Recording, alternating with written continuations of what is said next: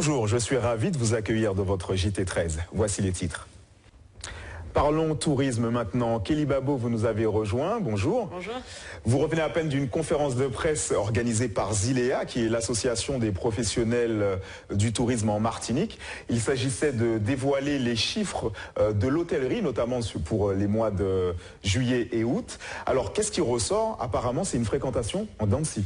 Alors, pour commencer, William, un chiffre, 51%, c'est le taux d'occupation des mois de juillet et août de cette année. Et par rapport à l'année dernière, il est en légère baisse. 2 points de moins, ce n'est pas conséquent, mais c'est quand même révélateur parce que d'une façon générale, durant toute l'année, ce taux d'occupation est en baisse. Vous le savez, en 2015, 2 hôtels ont fermé leurs portes, le Club Marouba et l'Hôtel Club des Trois-Îlets. Mais paradoxalement, il y a des hôtels qui ont ouvert leurs portes, French Coco à Tartane et l'Hôtel Simon à Fort-de-France. Et d'autres qui rénovent. Les exemples les plus récents sont ceux des hôtels Caribéa à Sainte-Luce. Alors, qu'en est-il de l'activité du parc hôtelier martiniquais, notamment durant les mois de juillet et août 2016 qui viennent de s'écouler?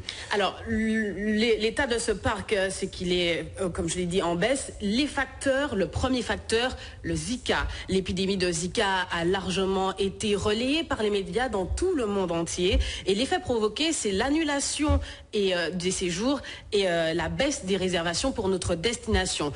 Deuxième facteur, la clientèle martiniquaise qui fréquente beaucoup les hôtels ici se tourne vers d'autres horizons. La croisière et ses offres de plus en plus intéressantes prennent une part de ce marché. Idem pour les nouvelles destinations américaines plus accessibles, donc plus de vols au départ de la Martinique et ils sont moins coûteux.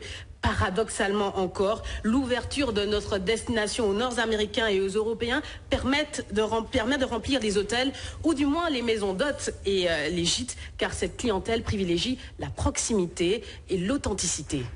Alors, selon ces observations, on voit le constat. Qu'est-ce qui pourrait relancer l'activité de notre parc hôtelier martiniquais? Alors, soyons tout de même positifs, parce que depuis 2008, l'activité ne cesse de croître. Doucement, oui, mais sûrement. Et ce qui pourrait, selon Zilea, cet observatoire, réellement changer la donne, c'est d'une part trouver de nouvelles idées pour créer une vraie attractivité. Petit exemple proposé, transformer l'hôtel Club du Marouba qui a été fermé en hôtel spécialisé en thalassothérapie. Autre proposition, réhabiliter tout le parc hôtelier et ouvrir de nouvelles lignes en Amérique du Sud pour créer une nouvelle clientèle. Merci Kelly pour votre éclairage et je rappelle qu'on vous retrouve également ce soir pour un peu plus de développement. Merci à vous.